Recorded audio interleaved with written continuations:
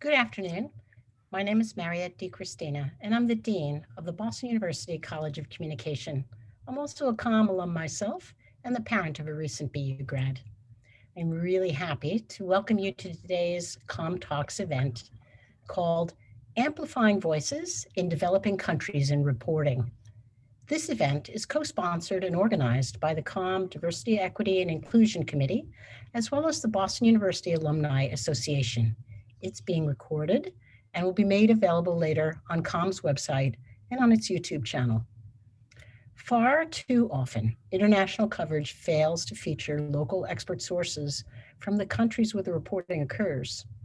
As a result, the coverage can be unbalanced and may miss significant cultural and historical contexts about a country or a region. Today's expert panel will discuss how we can better harness the power of diverse voices in international coverage and why bringing those diverse voices, perspectives, and expertise from the developing world can really help drive positive social and economic change. I'm delighted to now welcome our speakers. First, let's say hello to Dorothy M Davis. Hi, Dorothy. Hi, how are you? Great, awesome. So nice to have you here. Dorothy is president of Dorothy M Davis Consulting, an international development communications consulting and project management firm that essentially troubleshoots or brings to life new organizations.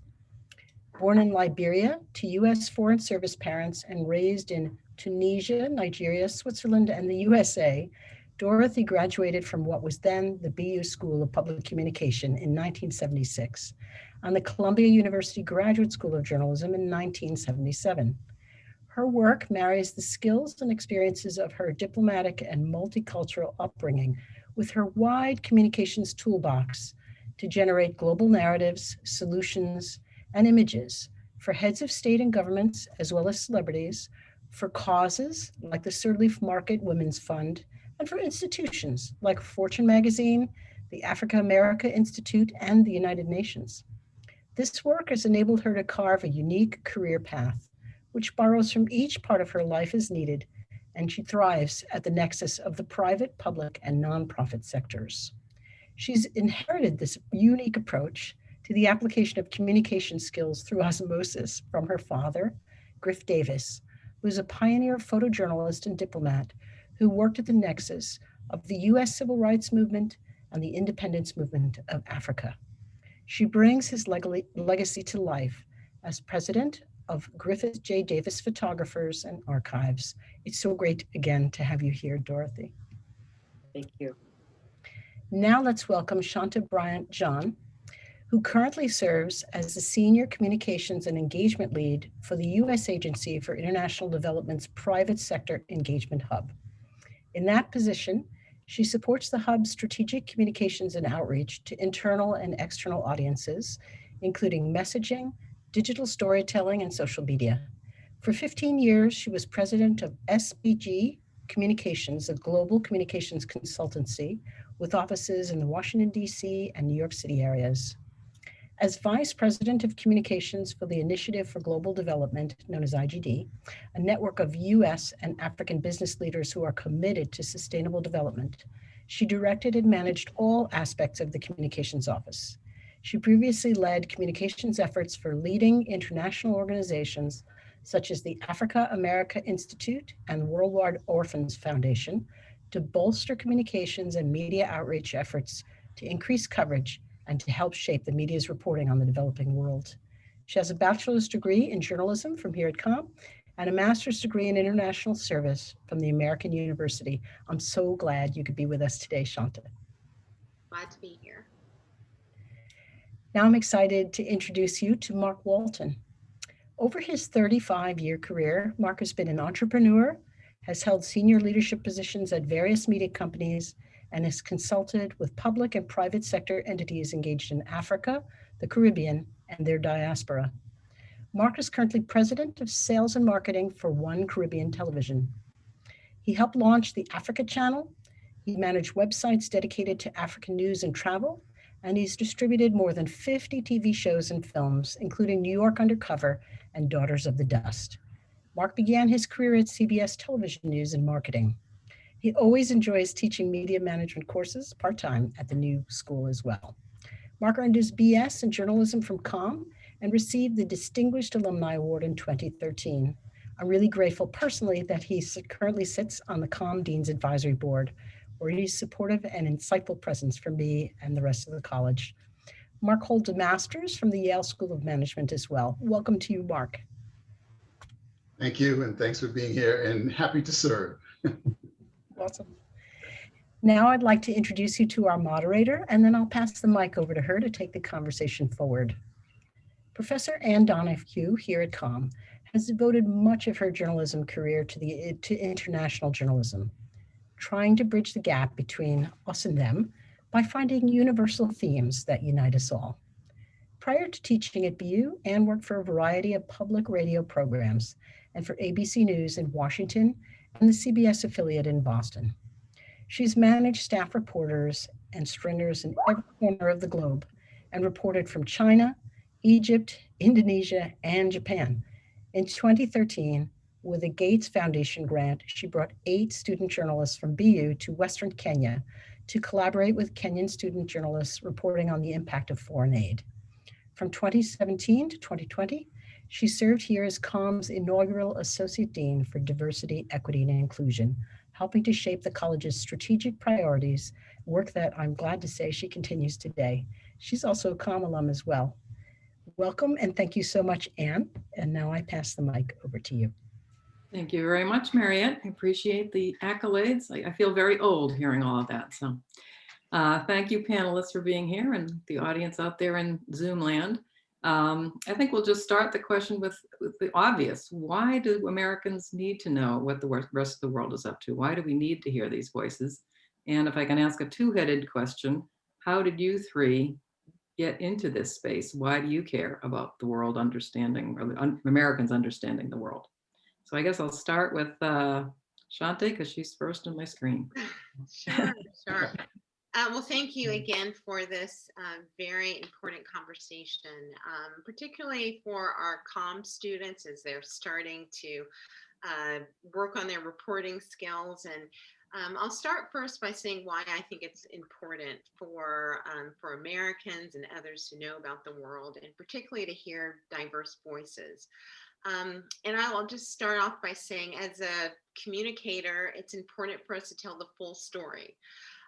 Too often in our news media, we're hearing mostly just the Western perspective, which is important, and it's an important perspective, but it's good to hear a full, diverse perspectives so that we can really have an understanding of the context of the country, for the various perspectives, for the various, even within the country, there are different perspectives. So it just makes us a better communicator, better reporter, better producer, to really have a deeper understanding of the different views, so we can make our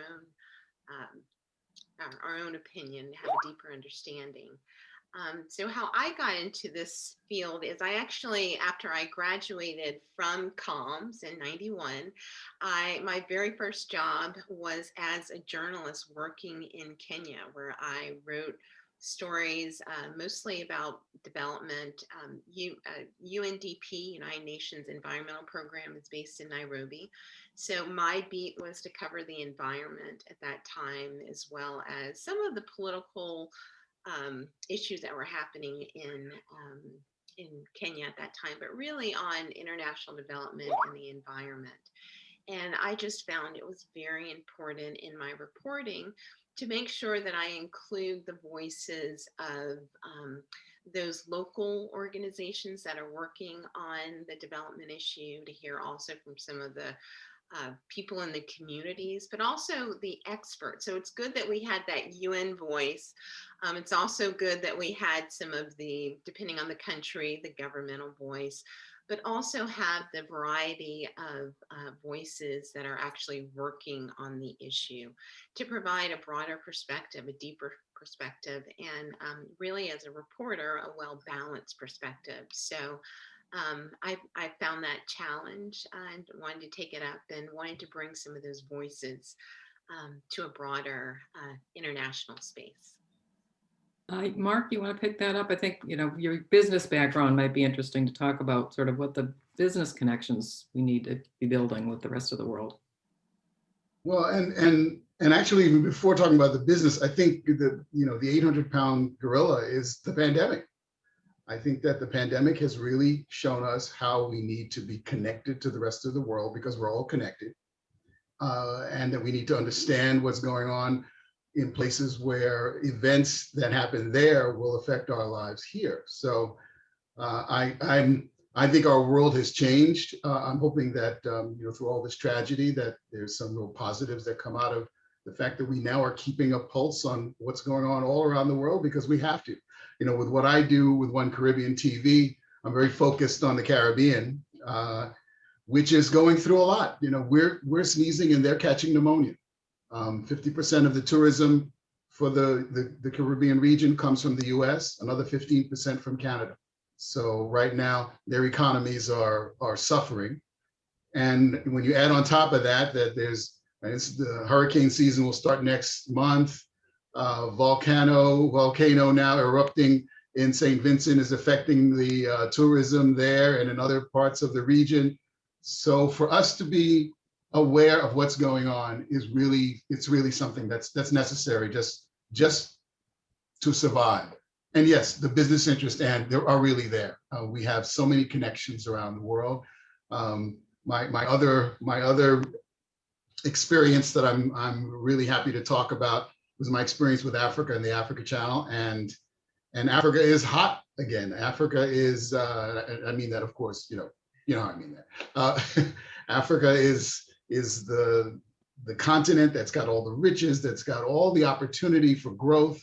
So the more we know firsthand, the better we will be in a position to do the business. So, I didn't talk about how I got into this. Well, let's see. I was born in a log cabin. No, we won't go back that far. Okay, not that bad. But actually, I pretty much had a classic trajectory, as you heard from the bio that Mariette that the dean read. But I will always credit my aunt, who was actually the first in our family to go to college, who graduated from BU, for me standing on Nickerson Field and saying to her, looking up, "Oh, I'm going to go to somewhere like this." But she was always somebody I revered, and she's the one that put the international bug in my head. She gave me an album set on how to learn Russian when I was, 8 or 9 years old. She always had international students wherever she was teaching. She became a nursing professor. So I always had that somewhat in my head. And I think that when I did have some classical training at CBS, I really thought, how can I merge this interest in an international world with media? And my folks are originally from Barbados. I'm first generation. So I started traveling, and the travel helped to fuel that as well. And then opportunities just presented themselves. So between entrepreneurship and the Africa Channel and working with One Caribbean and doing things that intersected us all with Africa American Institute. So I'll leave it there and let Dorothy pick up the ball. Dorothy, take it away.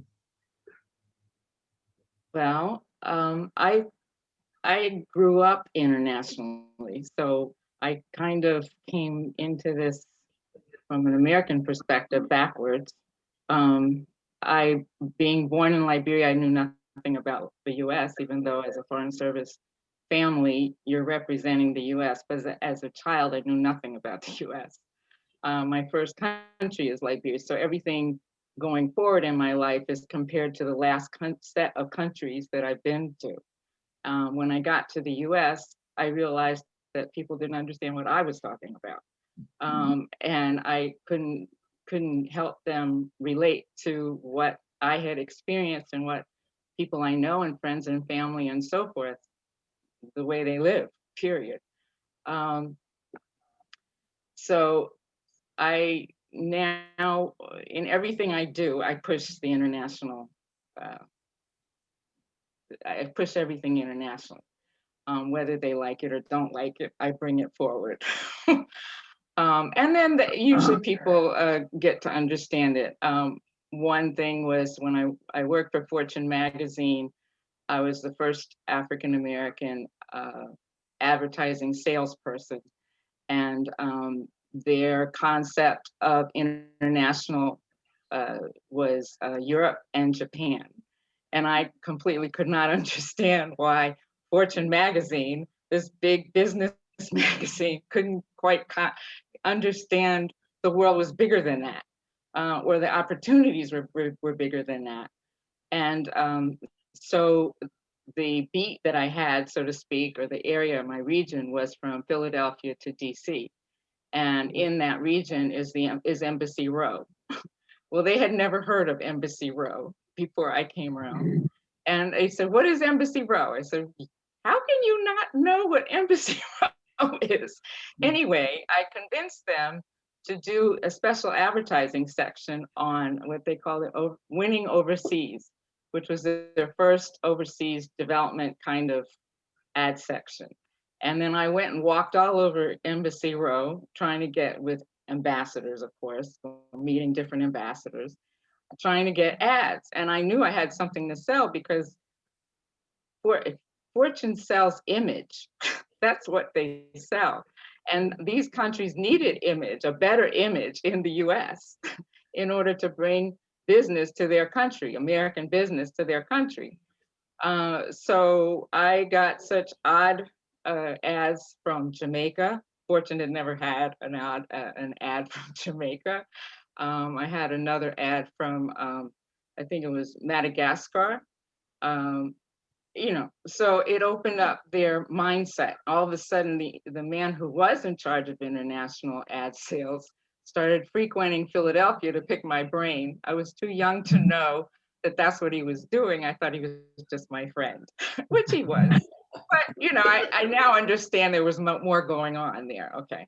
So that's one indication or one example of pushing the envelope to bring more international awareness. In terms of how I specifically got into communications,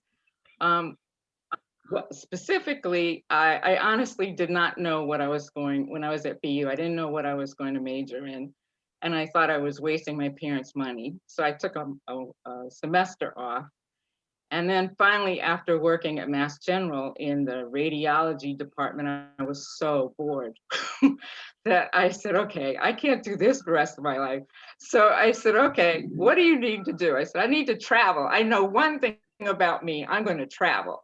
So I need to figure out a major that allows me to plug into any country and then, move on with my life. So I went into communications. That's how I did that. I think that's an aspiration of a lot of our students, that they want to do that. They do that semester abroad and then they want to, see the world. So, but what are the impediments to sort of this global voice? Because my experience as an editor taking in freelance work from overseas reporters is that it's sort of inside baseball. They know their country very well, but they're not very good necessarily at translating that to an American audience who couldn't find their country on a map. So how do you get over that, and how do you sort of build those bridges? Does the audience have to be primed somehow, or is it the messenger has to be better? I would say, because I also do some media training with, various sources as well as journalists, is really helping the reporter or the producer to know the U.S. audience. And I think that once they know their audience, but once they have a better understanding of the U.S. audience, the specific focus, the buzzwords, how things resonate with the U.S. audience, I think that that's one tremendous hurdle. And I think for any journalist, it's you have to know your audience. And one of the international stars these days that I think of is Trevor Noah. So Trevor Noah is South African. His audience is a U.S. audience, but he has a way of people can connect with him. I think, of course, it's through humor because he's on Comedy Central, but he knows the U.S. audience. He's been able to talk about some of the current issues that are happening now and to bring an international perspective. And so that people can say, oh, he brings something different. He brings a different lens. He brings a South African lens. He brings a global lens, but he's African. He's very clear about who he is, but he's also very clear about his audience. So I think any journalist, just like when we go to their country and report, if we're reporting for a local audience, then we also need to understand their particular audience. Fareed Zakaria with CNN is another, Christiane Amanpour, even though they've been in America a while, but they do bring a global lens, but they very much know the US audience, that we're able to connect, and they're able to report it in a way that Americans can consume. And Americans are, it bring sometimes a different perspective depending on if it's local media or global media. But I think the key, as we know, as we're taught in journalism school, is that you have to know your audience, who you're communicating to. And if we tie it back to some of my reporting 101 classes that I learned at BU, is I was taught, we were taught to write for an 8th grade level on the T, the person sitting next to you. So when I was given an assignment to cover Watertown, when I wrote my news articles, I was thinking about that person on the T, going home to Watertown and writing in that way. So you have to know your audience. So I think it's great that if we bring different voices in that know their audience, and it's another way to broaden the perspectives. Mm-hmm. Mark, you want to pick up? I wanted to pick up on the Trevor Noah, because when we were at the Africa Channel, actually, interestingly enough, we studied him because he had his talk show in South Africa, and we were going to try to acquire that show to bring it to the US in advance of Jon Stewart, hitting him. But one of the things that always impressed me was his storytelling ability.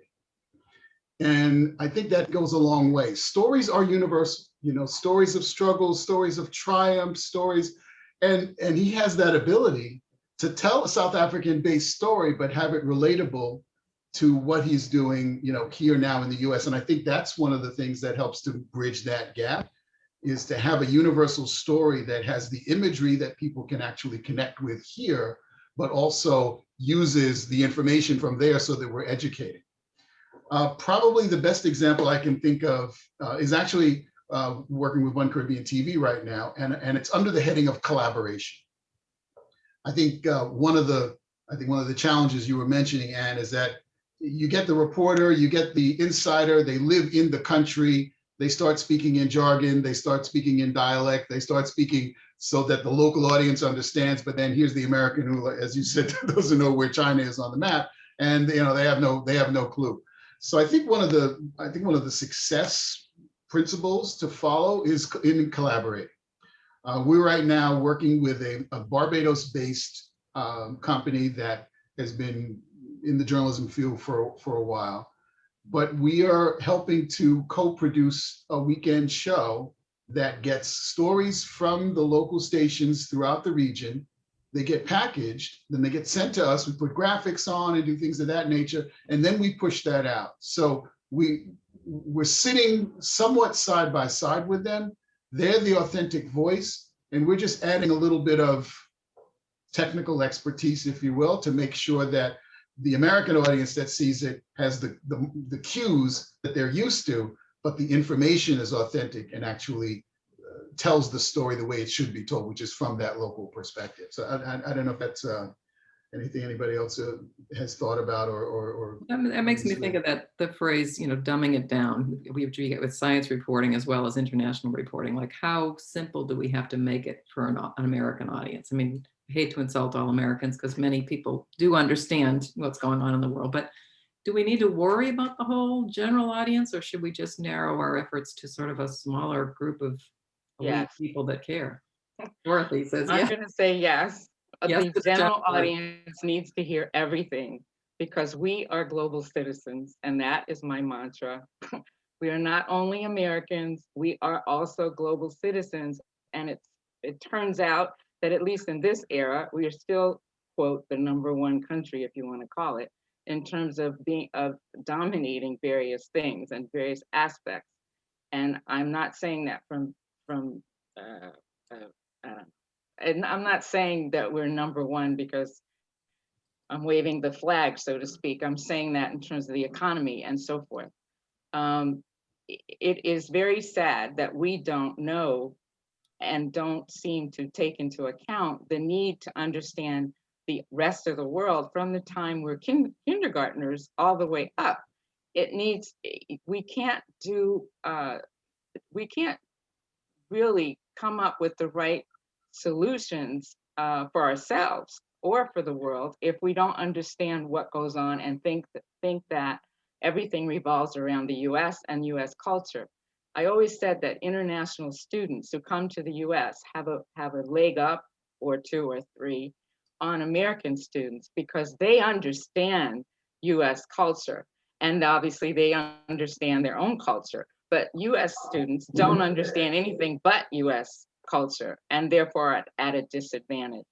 So if we can't get it in the schools from kindergarten on up, then we definitely need to have it in the media, generally speaking. So at least it'll prick somebody's brain. So. And I just to on that, I think that it's important that we have a variety of shows. So there are going to be some news shows where you want to keep it very simple.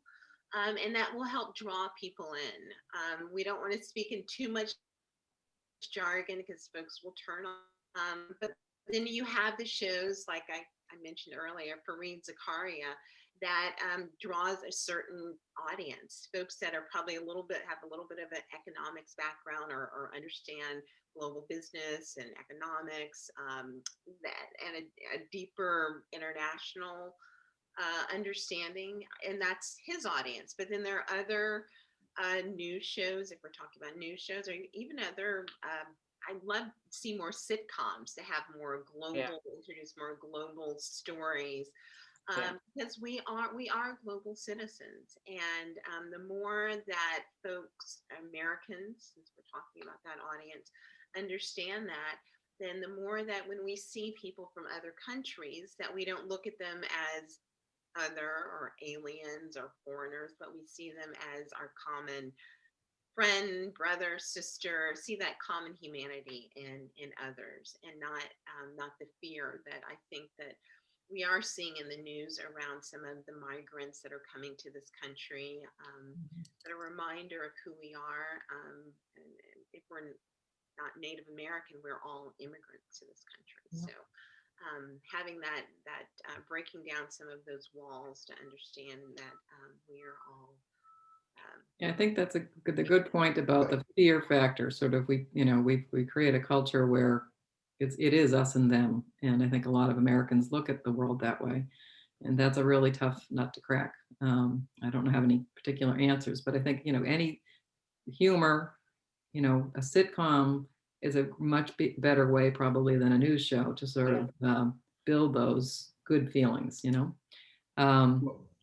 What I was going to get. Oh, I'm sorry. Go ahead, Mark. Go ahead. No, I'm sorry. I really want to just pick up on that because it's, American Life is the sitcom. It's an international sitcom. And what we haven't done, I think, convincingly, either through media or through entertainment and so on, is to connect the dots that are actually already here. I was kind of surfing through the web, just, coming up with some stats. And I was shocked by the fact that 68 million people in this country speak a language other than English at home. Mm-hmm. And it dovetails nicely because there's about 45, 46 million first generation foreign born that are living here. So they're, the international is here. We just haven't been focusing on it. Let's just talk about what's going on in the moment. The world is focused on Minnesota. Yeah. A state that you would not think would have a female congressperson of Somali descent who is celebrating Ramadan today. We've got to know that as a country, and this is in Minnesota. So it's not as though, people would say, well, that's happening somewhere else. I remember when I first started I buried a headline that a lot of my international comes from my very well-trained and educated and lovely wife, Christine, who was originally from Senegal, who I met very early on and was the conduit to me actually having a lot of connections to Africa. But I was researching one day and I realized the largest collection of Senegalese in this country are in Ohio, in Cincinnati and Columbus. So I think what we don't talk about that as much, and we kind of still relegate this international to, well, it happens in those big cities. No, it's happening everywhere in America. And we kind of need to just say it and act on it. So. Elizabeth Strout wrote a novel about the Somalis in Bangor, Maine, that got a lot of traction. Yeah. And I think that certainly not your typical image of Maine. And I think through art we can maybe do more than some of this news programming. So what are the impediments of both for an American covering the world? What are we losing when it's an American going to that country to tell that story? And what are the risks for the American that is going to that country to tell that story? It depends on what American is going. I'll start with that. Touché. Sorry. Because it's one thing if it's if he or she is an American who is open to listening to new voices and sharing the wealth, so to speak, in terms of really giving credit or credence, I'll say credence to the voices that they hear there who are telling you this story. One thing that, another reason why I got into communications was, boy, I'm really dating myself here, but anyway, there was, during the anti-apartheid movement, there was Robin Wright, who was working, I think she was the bureau chief or whatever, South Africa, New York Times. And she would always go to the officials, meaning the clerk, etc., who were the oppressors, essentially. And she never seemed to intertwine the stories of then the liberation movements. And it just seems so lopsided. And here it's the New York Times. I mean, this is a huge platform. And it's a place where people swear by the New York Times, and whatever the New York Times says is correct, right? And I was like, no, the New York Times is not correct, right? So it's about which American or what perspective the American is that's going in. It's also about bringing, like Mark was saying, people who live in your backyard kind of thing, who are from different countries, bringing them into the mix, or getting even research from them as to what's going on in the country that they're talking about at their kitchen table. Right. One thing that might be a factor too is the language. I mean, the South Africa probably is not as much, but in most other countries, if you're not fluent in the language, you're working with a translator, and you're losing a lot, I think, in that scenario. Shanta, were you going to say something? No, just to add, I would just say, again, expand your sources. I know that often when reporters go to a country and they interview their local person, often that local person is their taxi driver. I have friends who are reporters, they're like, oh yeah, expand your sources. And part of that too is once you're able to get in the country, spend time there, and move beyond your typical government official and then your academic, to really look to see who's doing some of those grassroots civil society activities and movements, as Dorothy mentioned earlier. And I agree, being very open in terms of the different perspectives. Don't go in thinking that you know the story, you've got it all wrapped and buttoned up, and knowing the story before you even write it. It's important to be open to that. I know when I was a reporter, just getting that eye-opening aha moment, looking for more aha moments, because that's when you're like, oh, I didn't think of that. Oh, okay, this is new. and being open to that. So I think that having a curiosity, just bring back the reason why you decided to go into journalism in the first place, and that's to tell good, balanced stories. That's what we're learned, and then proceeding further, but not going in and approaching the story like you already know it. Right. I just want to alert our audience that we do have a Q&A function. So if you have questions for our panelists, feel free to tap into that Q&A on the bottom of your screen. But now we're getting to the point where we've got people, the budgets are so small that we can only afford to send somebody in and parachute in for a week to do the story. And that's a problem all the time, is sort of budgets are shrinking for international news because the audience it's not clickbait, it's not drawing the eyeballs. So how do you overcome that? What's the business model? Mark's got the business mind. How's he going to solve that problem? How are we going to solve that? Well, I don't know. We credited Al Gore with inventing the internet, so I don't know who we credit with developing our appetite for what we're doing right now. But the world has accepted the fact that there's going to be a video transmission that's not going to look pristine in 5K. It's going to look grainy. So perfect example, hurricane in St. Vincent happened 2 days ago. We got a text. We were all on a call, a management call. Somebody said, let's call our contact down in Barbados, they were airlifting people there. And somebody there with the cell phone started taking footage that was authentic. That's what I want. I want the authentic information in real time. And I think we've got to get over the fact that we just, we can't pack up all the gear and load it onto the plane and spend all those millions of dollars when you can actually have somebody with their phone who speaks the language, who has the right mindset. Because to dovetail off of what Dorothy said, I think we've got to become globally minded and savvy, right, and be the kind of person that goes over and is well accepted. But we also need to seek out the people there that have somewhat of a Western media savviness to them, of which we know there are a lot of them because they come here to go to school, they go to Europe to go to school. So it's not as though, wow, what are we going to do? And they have their own schools, which are producing people that have interconnections with us.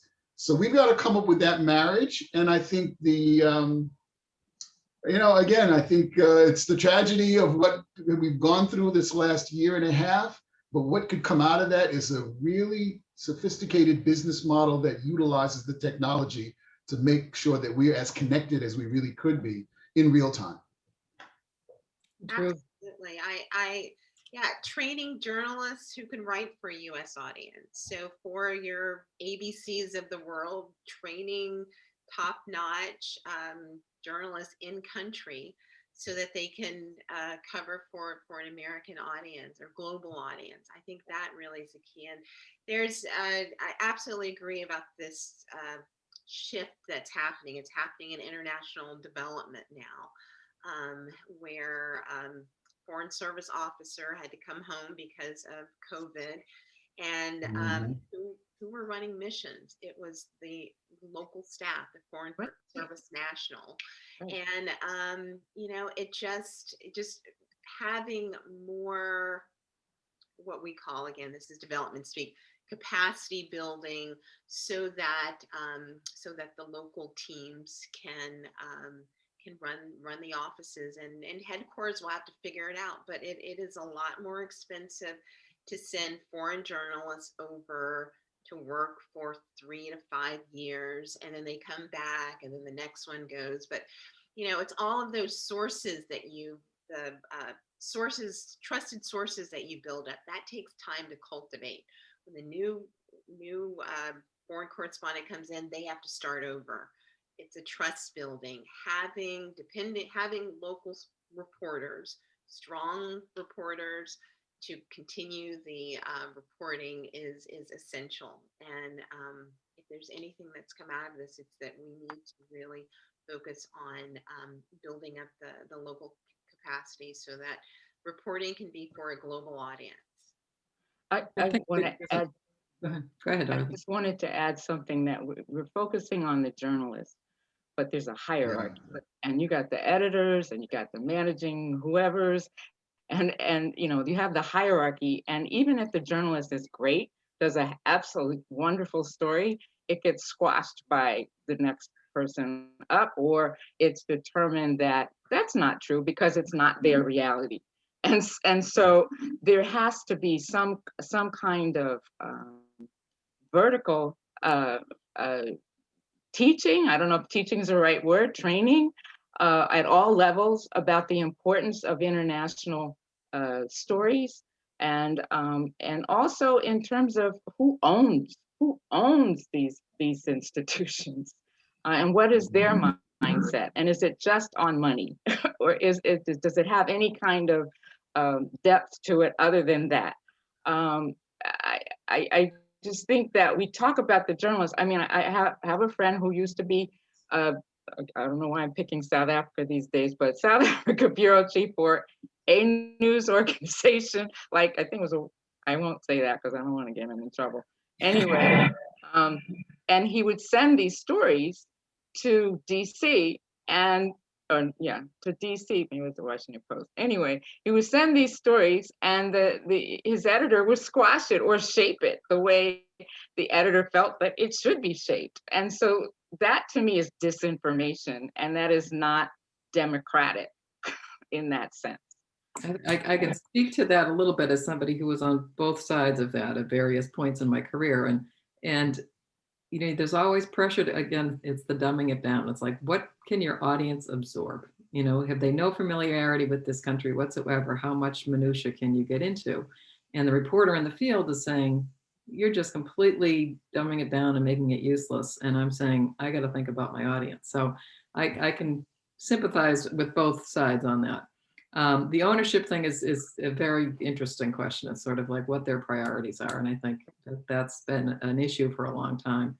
And that's why I think public broadcasting, for the most part, has done a better job than commercial broadcasting in doing international coverage. But one thing I did want to get into is sort of the safety of journalists, both in-country journalists and for, you know, parachuters that are going in.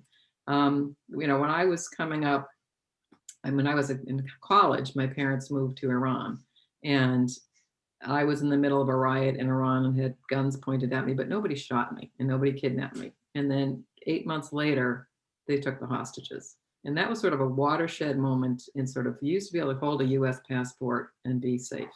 And now you're a target. What do we do about that? I mean, how do we, the cost of just not sending the reporter, but a whole security crew with them to protect them is a huge investment. So how do you convince the money boss to pony up the money? Keep your reporters safe. It becomes another necessary, cost of doing business. It's a balance sheet. So, what you're able to save by, using local sources and so on, you may be able to make up for with what added security you need to have your lead talent be there, in the first place. No, there are no easy answers to this. I guess I'm back to us thinking that it's less so that you need to have this American face who's standing in the middle, trying to recant the story, than it is getting the authentic story and working with sources and people who are there to get you what you need in order to accomplish the task. And again, I'm just going back to, no one is going to travel the same way that they did before for a while. It's just not going to happen. So what are we going to do in the interim? But use this spot of kind of limbo that we're in to come up with some different ways of accomplishing the goal, which the goal is always, how do I get the person in that country to tell their story authentically and then translate it here? I'll date myself now. Dorothy took the lead. And my first assignment, one of my first assignments when we joined the Africa Channel, was to convince President Kagame in Rwanda that we could actually tell a story that would help to combat what everybody thought they knew about Rwanda, even though it was 10, 12 years after the genocide. And obviously that's a there's a concern there, among the people who are here based in the US of, okay, we're going to pick up and go to Rwanda and we're going to, and do we feel safe? Do we know what's going to happen? And the reality was, it was such an incredible experience. Rwanda led to going to Kenya, led to going to Gabon, led to going to a lot of countries where the formula did work well, where maybe we sent 1 or 2 people, but we actually relied on staff rather on talent that was there, that was homegrown.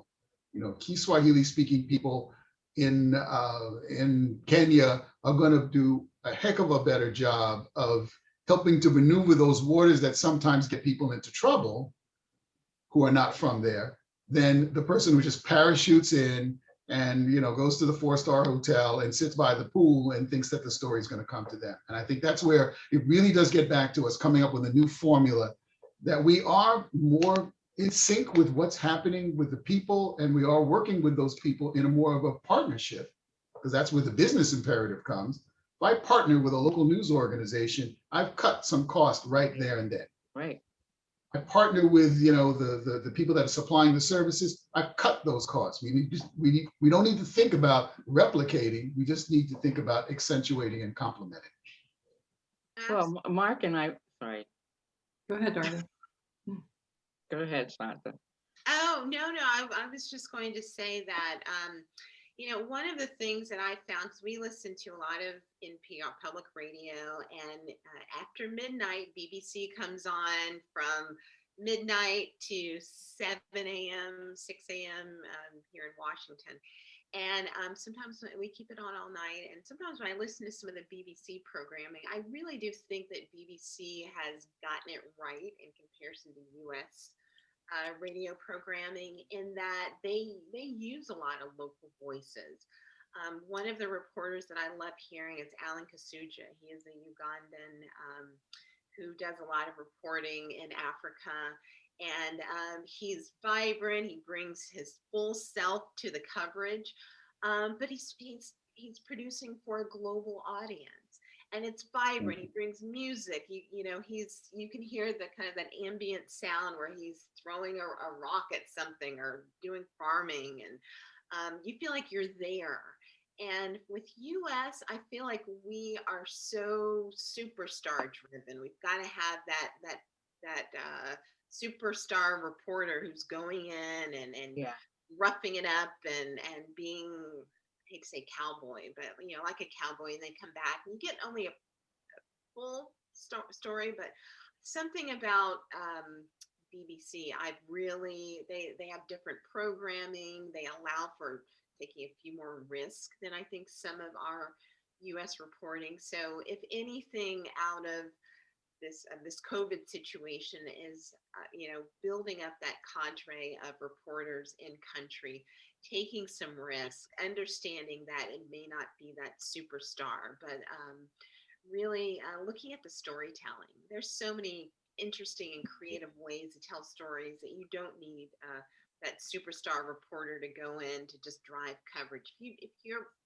doing something creative that people are going to listen to, then it's all about the story. It's not about the reporter or the anchor in telling it. So I think that's the bottom line, is that it's a person-to-person relationship, especially with audio. For me, it's I hear their voice and either I'm connected to them or I'm not.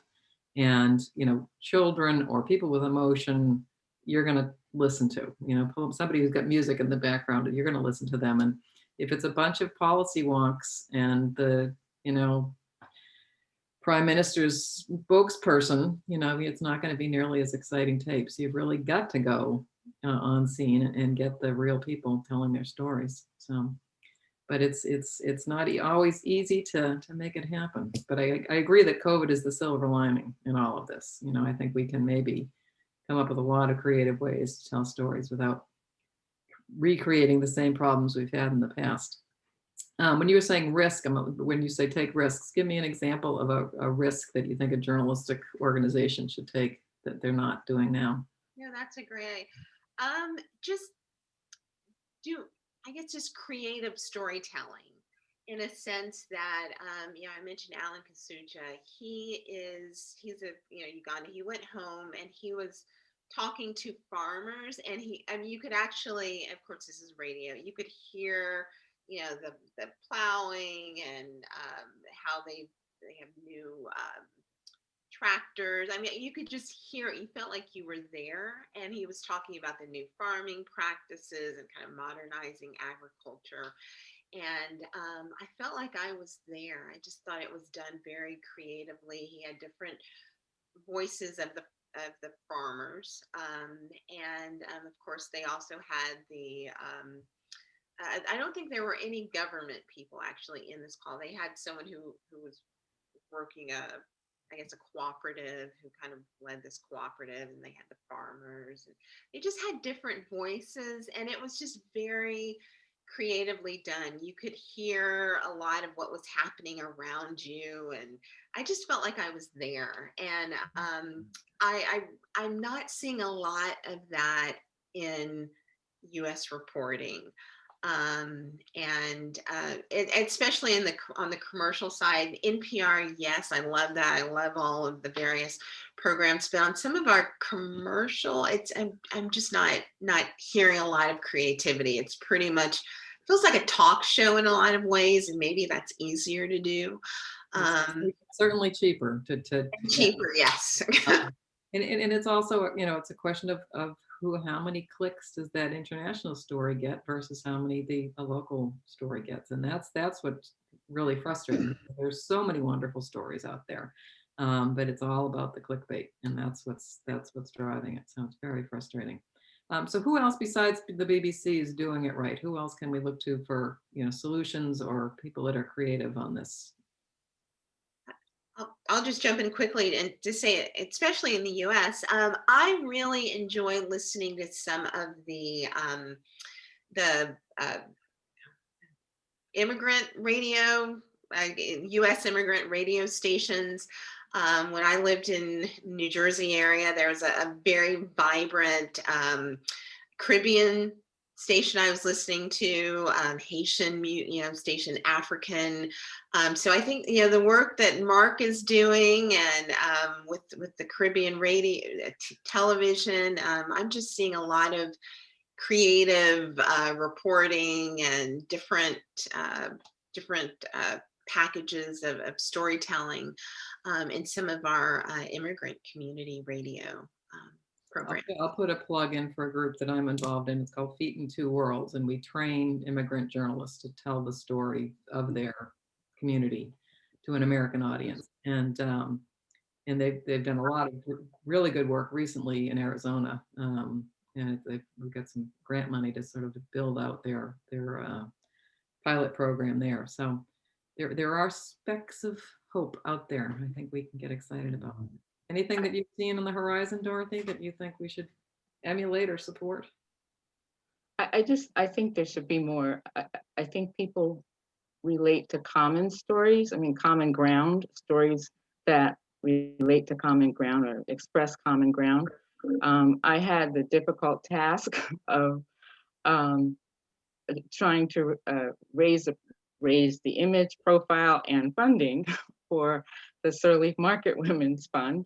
And this was right after President Sirleaf became the first president of Liberia and first female president in Africa, first female president of Liberia and Africa. There we are. And so the only image that Americans had of Liberia was the Civil War. All the shooting, all the looting, all the horrible stories, the exit, Charles Taylor, all those things. And so against that backdrop, here comes the Sirleaf Market Women's Fund. And these are women who sell their products in let's call it an open air market.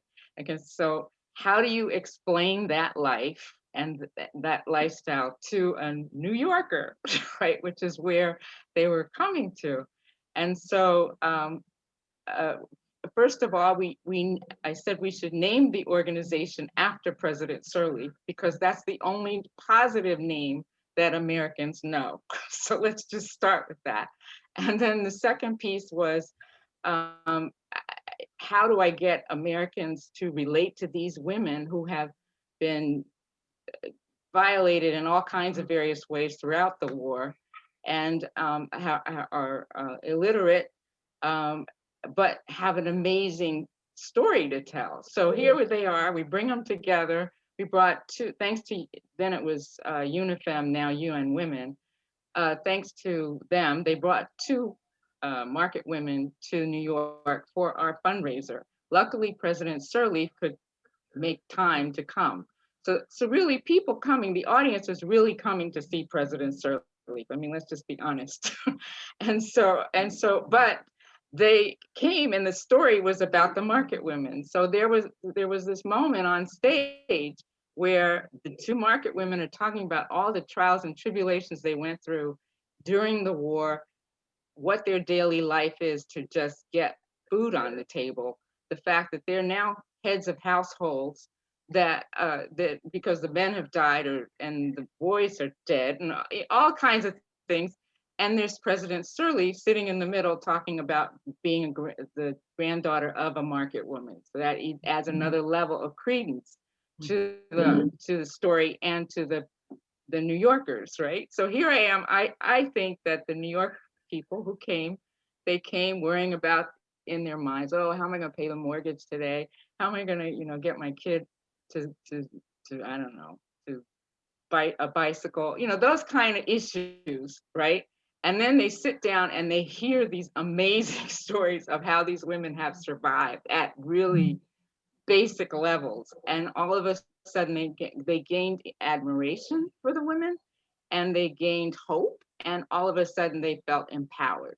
And that's what you do with stories. That's what you do. And then and they know what it's like to try to get food on the table at whatever level you're at, right? But they can completely understand what is going on in these people's lives. And I think the more that we talk about that human level, the more that we give stories like that, the more we take away the us and them concept. I mean, George Floyd, it's the entire globe was watching that. And thanks to COVID, because all of us were inside and we're watching TV. I mean, that's the only reason that all of us saw it at the same time. And now it's reconstructed how the world sees the US, number one. And it's helped people understand other people's struggles along the same line. Yeah. So I agree with what Mark is saying in terms of the world. You don't need to transport people to different places. You just need to open it up so people can hear each other and see each other. I think the one thing you said there that was interesting is sort of bringing the star power of Sirleaf to the event, added, sort of the, crowd's interest. And I think there's a lot of reluctance sometimes to use, Bono goes to Africa to save the world or something like that. And we have to, we cover it only because he's there and not because of the story itself. But that part of me says, whatever it takes, if that will shed light in dark places, go for it. It's cheap tricks, but I think we have to do it sometimes to get the attention that it needs. Yeah, if I could follow up on that quickly, Anne, because I also do PR and work with celebrities, is that as long as the celebrity does not become the focus, I think it's good for the celebrity, the high profile person, to bring folks in. But like Dorothy said, bring them in to focus on the issue because I know often the story would just become about the celebrity and what they're doing and how they're so committed and how they care, that it becomes all about the celebrity. So I think using the celebrity, but quickly pivoting to make sure that the story is not about the celebrity and their commitment to this particular cause, but to actually, you can leverage the celebrity to bring those voices in on whatever issue that we're covering. I'm getting a 2-minute warning here. So if we any final thoughts quickly, concluding cheerleading for globalization and global voices? I think at the end of the day, if we're giving advice to students who are listening, it's to just think globally, to do whatever you can to get information. I actually didn't have a good example in video beyond what was already mentioned, but I read Quartz. I get that in my inbox, and it's a very interesting approach because they've got correspondents all over the world that are filing stories, and they even have a Quartz Africa that files information. So I would just say, be as international as you can. Unfortunately, in this country, we do not focus on language skills. It's really one of the things that's holding us back in the world. But, learn a language, go to the restaurant, practice, talk to the taxi driver, be the American that when you go over or when you're doing the story, people want to talk to you because you're not coming with an attitude that you know best and you know the story. You're coming with an attitude that you're there to learn and you're there to share, and you'll make much better friends if you know a word or two in their language than if you don't. So think globally. All right. Well, I want to thank our panelists. This has been wonderful, and it's got me really itching to get on a plane and go someplace. So get my second. All of us. Get on Zoom and go someplace, right? All right. So Shanta Bryant, Mark Walton, Dorothy Davis, thank you very much. And I want to also let you know that there's another event coming up in a couple of weeks, and Allison's going to put up a screen here. How we talk about the climate crisis, and that's Wednesday, April 21st from 3 to 4. And we hope you can put it on your calendars and join us for that event as well. And thank you all for joining us today. Have a great Wednesday night. You too. Take care. All righty.